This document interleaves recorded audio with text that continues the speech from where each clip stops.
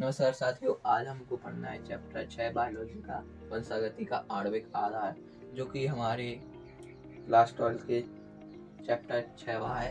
इसके अंदर हमें वंशागति का आणविक आधार पढ़ना है। इसमें बहुत सारे टॉपिक हैं। इसमें सबसे पहला है न्यूक्लिक अम्ल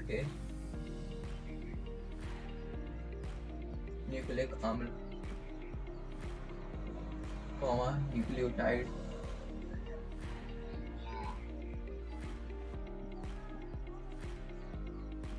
ये दो चीज़ें हमने क्लास 11 में पढ़ ली हैं, इसलिए यहाँ पे इसके आगे का चैप्टर दिया गया है, लेकिन थोड़ा बहुत यहाँ पे अपन न्यूक्लिक अम्ल और न्यूक्लियोटाइड्स के बारे में पढ़ते हुए चलेंगे। इसके बाद हमको पढ़ना होगा डीएनए, आरएनए, अनुलेखन,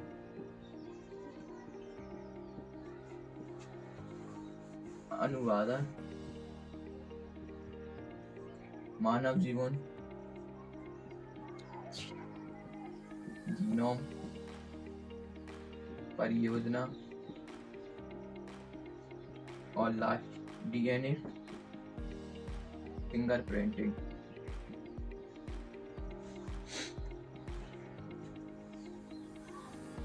इसके बारे में पढ़ना है तो हम पहले शुरुआत करेंगे न्यूक्लिक अम्ल से।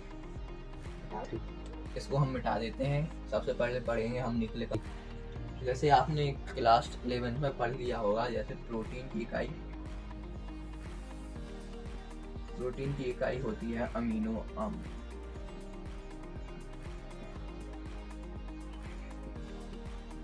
वैसे ही न्यूक्लिक अम्ल की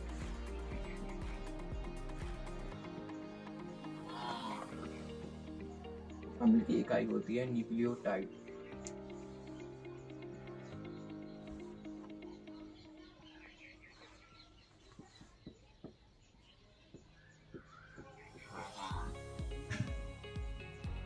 न्यूक्लियोटाइड जैसे अपन इसको इस प्रकार भी समझ सकते हैं, जैसे कोई दीवार बहुत सारी, ये दीवार है, जैसे बहुत सारी ईंटों से मिलकर बनी हुई है।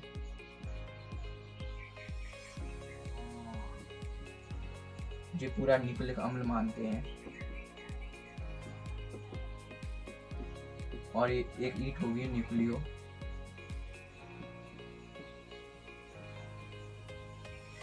टाइप।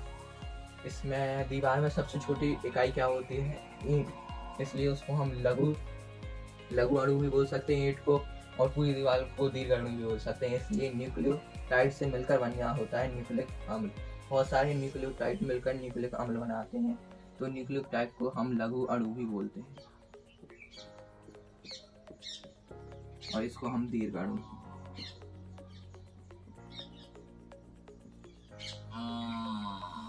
हम न्यूक्लियोटाइड कैसे मिलकर बना होता है, कितनी प्रकार का होता है, ये पढ़ने के लिए न्यूक्लिक अम्ल को पढ़ेंगे।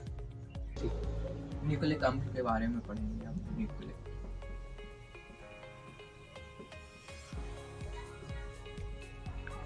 न्यूक्लिक अम्ल पॉलीन्यूक्लियोटाइड से मिलकर बना होता है।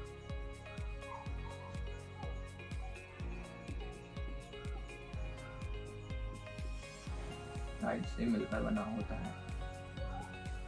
न्यूक्लिक अम्ल पॉलीन्यूक्लियोटाइड से मिलकर बना होता है। इसमें पॉली का मतलब है बहुत। न्यूक्लियोटाइड, अपन न्यूक्लियोटाइड को पढ़ चुके हैं, जो कि न्यूक्लियोटाइड इसकी इकाई है। इसका मतलब है बहुत सारे न्यूक्लियोटाइड मिलकर पॉलीन्यूक्लियोटाइड का निर्माण करते हैं, जो न्यूक्लिक अम्ल कहलाता है। न्यूक्लिक अम्ल पॉलीन्यूक्लियोटाइड से मिलकर बना होता है।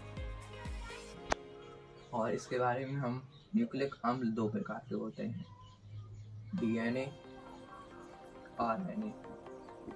डीएनए का फुल फॉर्म है डीऑक्सी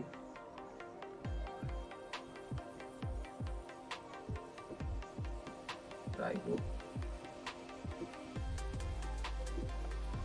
न्यूक्लिक अम्ल, और इसका फुल फॉर्म है राइबो न्यूक्लिक। इसको हम इंग्लिश में भी लिख देते हैं।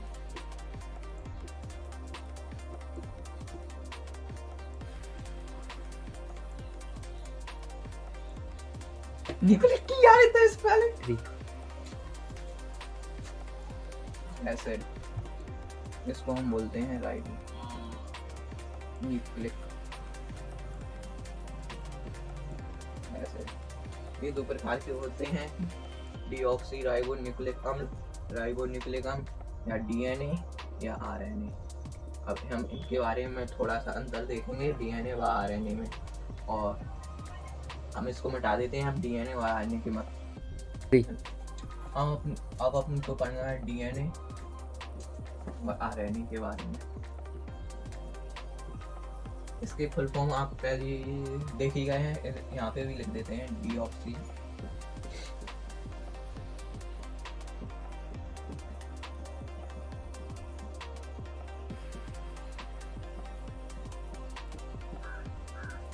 न्यूक्लिक और इसका राइबो न्यूक्लिक।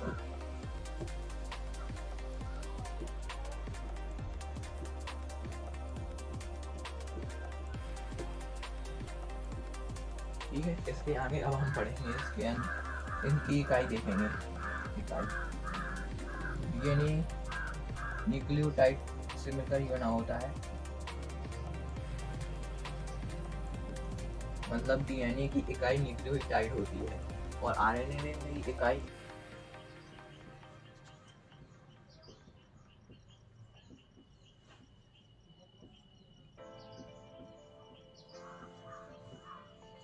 आप देख रहे होगे दोनों में न्यूक्लियोटाइड न्यूक्लियोटाइड लिखा है, पर इनमें कुछ अंतर होगा, जभी तो न्यूक्लिक अम्ल दो प्रकार के हुए हैं, डीएनए और आरएनए, इसलिए इनके न्यूक्लियोटाइड में थोड़ा अंतर होता है, मात्र एक नाइट्रोजन बेस का अंतर होता है। इसलिए इन दोनों को समझने के लिए, न्यूक्लियोटाइड को समझने के लिए अब इसके बारे में चर्चा करनी पड़ेगी। आप सोच रहे होगे कि न्यूक्लियोटाइड न्यूक्लियोटाइड लिखते जा रहे हैं, ये होता क्या है, इसलिए अब उसके बारे में हम समझेंगे। ठीक, अब हम न्यूक्लियोटाइड के बारे में पढ़ेंगे।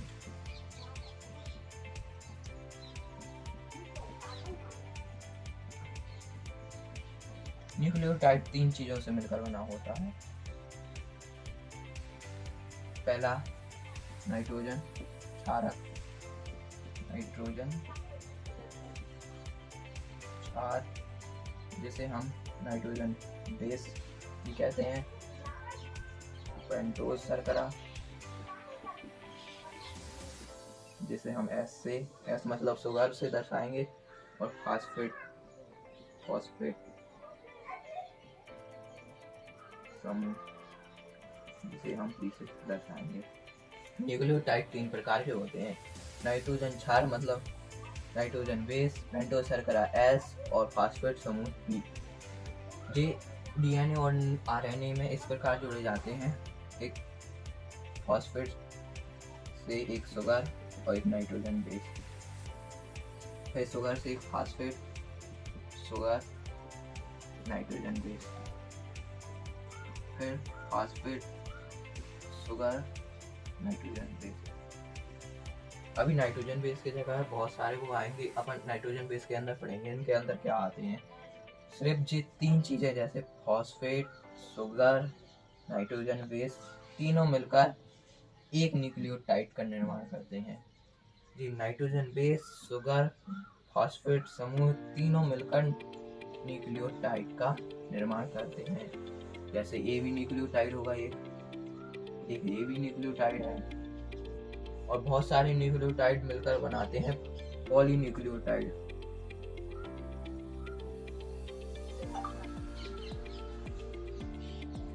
पॉलीन्यूक्लियोटाइड से ही न्यूक्लिक अम्ल बनता है। न्यूक्लिक अम्ल बनता है। अपन ने न्यूक्लियोटाइड तीन प्रकार के होते हैं, और एक नाइट्रोजन बेस, शुगर और फॉस्फेट समूह न्यूक्लियोटाइड बनाता है एक। अब हम पढ़ेंगे नाइट्रोजन क्षारक के बारे में, पेंटोज शर्करा के बारे में, फॉस्फेट समूह के। सबसे पहले हम पढ़ेंगे फॉस्फेट समूह के बारे में। अब हम पढ़ेंगे फॉस्फेट समूह के बारे में।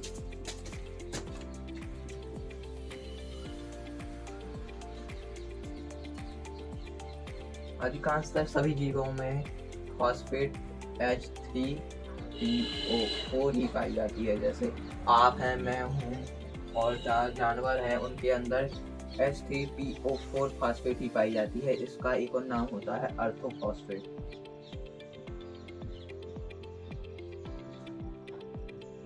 इसे अर्थोफॉस्फेट के नाम से भी जाना जाता है। अब इसके आगे हमारा है पेंटोज शर्करा। पेंटोज शर्करा के बारे में पढ़ेंगे।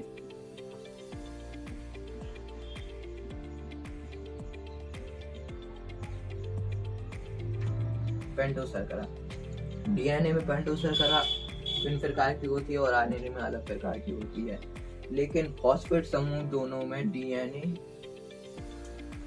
और आरएनए दोनों में एक ही जैसा पाया जाता है, लेकिन पेंटोज शर्करा दोनों में भिन्न भिन्न हो जाती है। हम पहले आरएनए में पेंटोज शर्करा कौन सी पाई जाती है? C5H10O5।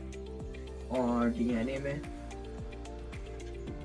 वैसे इसके नाम से ही पता चल जाता है कि इसमें कैसे शर्करा। डीएनए का फुल फॉर्म होता है डीऑक्सी।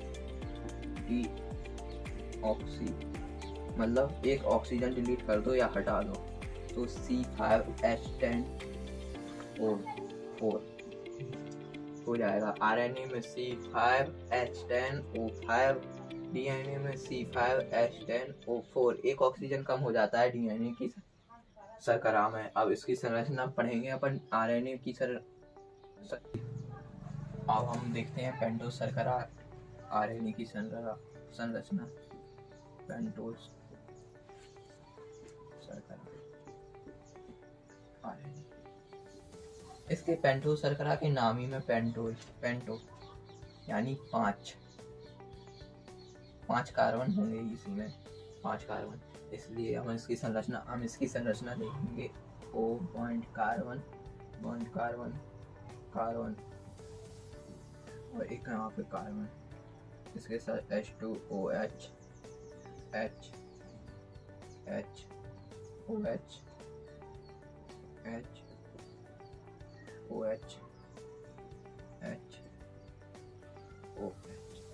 इसमें हम गिन लेते हैं कार्बन कितने हैं, यहाँ से काउंटिंग होती है। कार्बन 1 2 3 4 5। हाइड्रोजन 10 होने चाहिए। 1 2 3 4 6 7 8 9 10। और ऑक्सीजन भी गिन लेते हैं। 1 2 3 4 5। अपनी जो आरएनए की शर्करा है इसमें कार्बन 5 और हाइड्रोजन 10 और ऑक्सीजन 5 होते हैं। हम यहीं पे डीएनए की शर्करा, अब यहाँ पर डीएनए की शर्करा बनाएंगे। इसमें पेंटोज 5 कार्बन तो रहेंगे, C5H10। मेजर डिफरेंस क्या आता है? सिर्फ एक ऑक्सीजन कम हो जाता है इसमें से 4। तो इसकी संरचना देखते हैं। O bond carbon bond carbon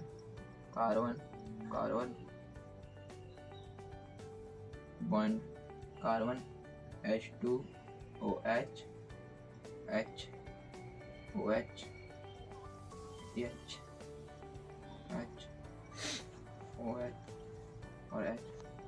आपको इस संरचना में और इस संरचना में डिफरेंस दिखाई दे रहा होगा। इसमें सिर्फ यहाँ पे एक डिफरेंस, इसमें एक मेजर डिफरेंस होगा आपको स्पष्ट दिखाई दे रहा होगा कि यहाँ पे एक O कम कर दिया है। कार्बन नंबर सेकंड पर एक O कम हो जाता है, इसलिए ये डीएनए शर्करा बन जाती है। सिर्फ एक O की वाले O की कमी हो जाती है डीएनए शर्करा में, यहाँ से O हटा दिया जाता है, इसलिए डीएनए शर्करा बन जाती है। अब हम इसको मिटा देते हैं। हम नाइट्रोजन क्षारक के बारे में पढ़ेंगे। हम यहाँ पर नाइट्रोजन क्षारक के बारे में बात कर रहे हैं।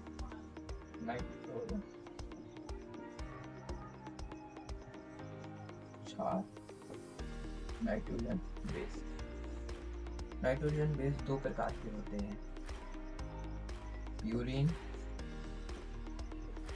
पायरिमिडीन। 2 प्रकार के होते हैं। पहले हम इनकी संरचना देखेंगे। प्यूरीन की संरचना कैसे होती है, पायरिमिडीन की संरचना कैसे होती है। पहले इसके प्यूरीन की समझने के लिए पायरिमिडीन की संरचना समझना जरूरी है, क्योंकि नाइट्रोजन क्षारक 2 प्रकार के होते हैं, प्यूरीन, पायरिमिडीन। पायरिमिडीन की संरचना अगर अपन देखें तो इसमें कार्बन बॉन्ड कार्बन नाइट्रोजन और बॉन्ड कार्बन। इसमें 2 नाइट्रोजन प्लस 1 2 3 4 कार्बन पाए जाते हैं। इसको हम इस पूरी संरचना को पायरिमिडीन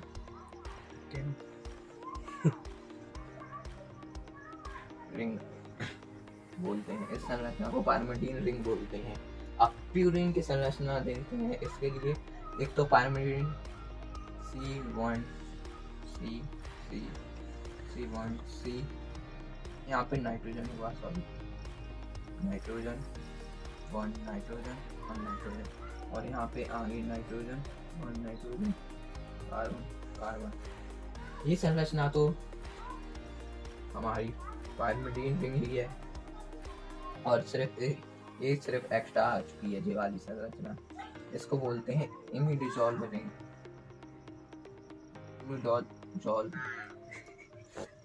हम इसको इमिडिजॉल्व रिंग बोलते हैं, और ये हमारी पायरिमिडीन रिंग है।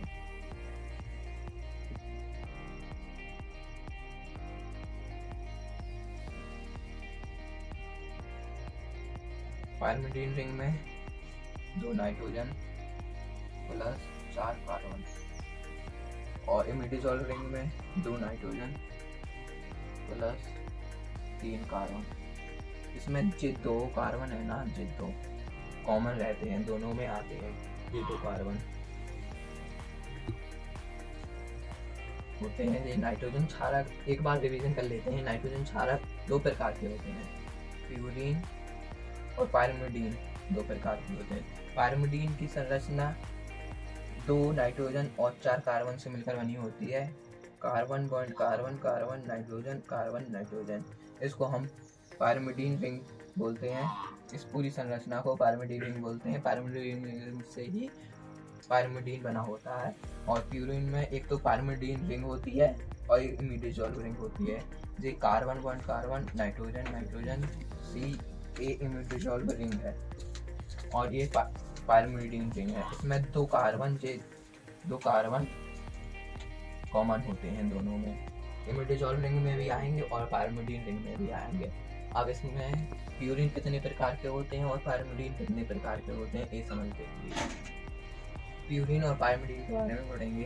प्यूरिन और पायरिमिडीन प्यूरिन 2 प्रकार के होते हैं, A और G, AG। और पायरिमिडीन होते हैं, कट से आप याद रख सकते हैं, 3 प्रकार के होते हैं, CUT। इसका नाम होता है एडेनिन,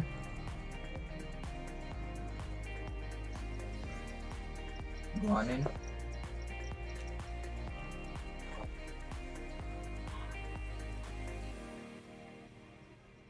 साइटोसिन,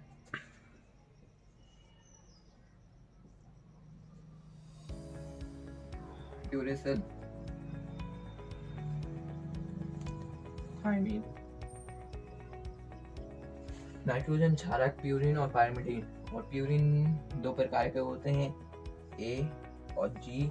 A को बोलते हैं एडेनिन और G को बोलते हैं ग्वानिन, और C को बोलते हैं साइटोसिन, और U को बोलते हैं यूरेसिल, और T को बोलते हैं थायमीन। इसमें आपको ये U दिख रहा है ना, यूरेसिल, इसकी एक जानकारी आपको याद रखनी पड़ेगी। ये सिर्फ RNA में मिलता है, ये केवल सिर्फ RNA में मिलेगा। DNA में यूरेसिल नहीं मिलता है। DNA में चारों मिलेंगे, पर यूरेसिल नहीं मिलेगा। और थायमीन की भी एक ऐसी बात है, थायमीन होता है, ये थायमीन, ये सिर्फ DNA में मिलता है। सिर्फ आपको जो DNA में मिलेगा, RNA में नहीं मिलेगा। थायमीन A, G और C एक तीनों कॉमन होते हैं। ये DNA में मिलेंगे और RNA में भी मिलेंगे। और यहीं से DNA और RNA में एक मेजर सा डिफरेंस आ जाता है। DNA में थायमीन पाया जाता है और RNA में यूरेसिल पाया जाता है। A, G, C दोनों में समान रूप से। यहाँ पे अलग से ही लिख लेते हैं। DNA में T पाया जाता है, RNA में Q पाया जाता है। A, G और C दोनों में पाए जाएंगे तीनों J। ठीक है। जैसे एक और महत्वपूर्ण बिंदु है इनका, A हमेशा डबल बॉन्ड के साथ T से जुड़ेगा, या T हमेशा डबल बॉन्ड के साथ A से जुड़ेगा, और G हमेशा ट्रिपल बॉन्ड से C के साथ जुड़ेगा, या C ट्रिपल बॉन्ड डी के साथ जुड़ेगा। जैसे एडेनिन अगर है तो डबल बॉन्ड के साथ थाइमिन के साथ जुड़ेगा, या थाइमिन है तो डबल बॉन्ड के साथ एडेनिन से जुड़ेगा, और ग्वानिन है तो ट्रिपल बॉन्ड के साथ साइटोसिन के साथ जुड़ेगा, और साइटोसिन है तो ट्रिपल बॉन्ड के साथ ग्वानिन के साथ जुड़ेगा। ये बात आपको माननी होगी क्योंकि यहाँ पे 2 बॉन्ड होते हैं और यहाँ पे टी के बीच में 3 बॉन्ड होते हैं। एटी के बीच में 2 बॉन्ड या टीए के बीच में 2 बॉन्ड, और यूरेसिल ये तो डीएनए की बात हो गई। डीएनए की आरएनए में देख लेते हैं। ए डबल बॉन्ड के साथ यूरेसिल के साथ जुड़ेगा, या यूरेसिल डबल बॉन्ड के साथ ए के साथ जुड़ेगा, और बाकी के सब समान सही रहेंगे। जी ट्रिपल बॉन्ड के साथ साइटोसिन से, या साइटोसिन ट्रिपल बॉन्ड के साथ ग्वानिन से। ये बॉन्ड कभी इधर उधर नहीं होंगे, ये 2 बॉन्ड से जुड़ेगा, ये 3 ही बॉन्ड से जुड़ेंगे आपस में। यहाँ का हम मिटा देते हैं, अभी इनके बारे में थोड़ा और समझना है, डीएनए और आरएनए की संरचना थोड़ी बहुत। यहाँ पर हम कुछ संरचनाएं देखेंगे जिसमें पता चलेगा डीएनए की संरचना कैसी होती है, आरएनए की कैसी होती है। जैसे फॉस्फेट समूह के साथ शुगर। अब नाइट्रोजन बेस की जगह हम नाइट्रोजन बेस अपन को पता चल गया है ATGC होते हैं या यूरेसिल। तो यहाँ पर अपन डीएनए वाले में है तो T एक फॉस्फेट समूह, शुगर A फॉस्फेट समूह, शुगर यू नहीं होगा, एक साथ में नहीं आ सकते यू, या एक संरचना में यू होगा। यहाँ पे मान लेते हैं जैसे अपने पास G है, एक फॉस्फेट, फिर शुगर, और यहाँ पे मान लेते हैं A। एक और ले लेते हैं, फॉस्फेट, शुगर और T। और यहाँ पे इसकी मिरर इमेज बनेगी, एक फॉस्फेट समूह, शुगर, नाइट्रोजन बेस अपन अभी लगाएंगे, इसके सामने phosphate, sugar, phosphate, sugar, phosphate, sugar, phosphate, sugar. आप जैसे कि यहाँ पे देख सकते हैं, यहाँ पे लिखा है टी से हमेशा डबल बॉन्ड के साथ ए जुड़ेगा, मतलब थाइमिन के साथ में हमेशा एडेनिन जुड़ेगा डबल बॉन्ड के साथ। तो इसके साथ एडेनिन जुड़ेगा डबल बॉन्ड के साथ, और एडेनिन है तो थाइमिन जुड़ेगा डबल बॉन्ड के साथ। और यहाँ पे देख सकते हैं ग्वानिन ट्रिपल बॉन्ड के साथ साइटोसिन से जुड़ेगा, तो ग्वानिन ट्रिपल बॉन्ड साइटोसिन। और यहाँ पे एडेनिन फिर से आ गया, एडेनिन डबल बॉन्ड थाइमिन, और थाइमिन डबल बॉन्ड एडेनिन। यहाँ पे अगर देखी जाए तो आपको एक रज्जु एक अलग दिखाई दे रही होगी और एक रज्जु ये अलग दिखाई दे रही होगी। इसमें 2 रज्जु दिखाई दे रही होंगी आपको, ये होती है डीएनए की संरचना।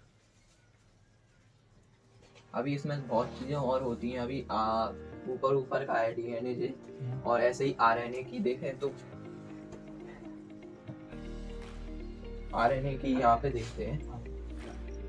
आरएनए की संरचना के लिए सिर्फ आपको स्क्रीनशॉट ले लीजिए अगर लेना है, क्योंकि यहाँ पे मिटाने वाले हैं। आरएनए की संरचना के लिए रज्जु हटा दें, जैसे ये वाला रज्जु हटा दें, पूरा रज्जु हटा देते हैं, ये बॉन्ड सब हटा दीजिए, हटा देते हैं। और आपको एक चीज यहाँ पे जरूर बताई थी मैंने कि आरएनए में सिर्फ आरएनए में टी की जगह क्या होता है, यू।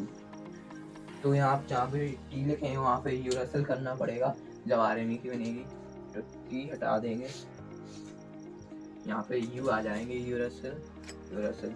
इसमें सिर्फ आपको एक रज्जु दिखाई दे रही है ना, इसलिए ये आरएनए की संरचना होती है। और इसके डिफरेंस में हम लिख सकते हैं डीएनए और आरएनए के में, इसमें नाइट्रोजन बेस केवल टी पाया जाता है, और इसमें नाइट्रोजन, इसको मिटा देते हैं थोड़ा, इसमें नाइट्रोजन बेस यूरेसिल पाया जाता है। इसमें यह डबल स्ट्रैंडेड होता है डीएस, और यह सिंगल स्ट्रैंडेड होता है एसएस, सिंगल स्ट्रैंडेड। इसमें नाइट्रोजन बेस ये G तीनों पाए जाएंगे। इसमें A G C इसमें भी तीनों पाए जाएंगे। डिफरेंस इतना है, नाइट्रोजन बेस थायमीन सिर्फ डीएनए में पाया जाता है और यूरासिल आरएनए में पाया जाता है। और जैसे कि आपने डीएनए की संरचना देखी होगी, तो डीएनए की संरचना बनाते हैं। इसको मिटा देता हूँ। यह डीएनए की थोड़ी सी संरचना होती है। इसमें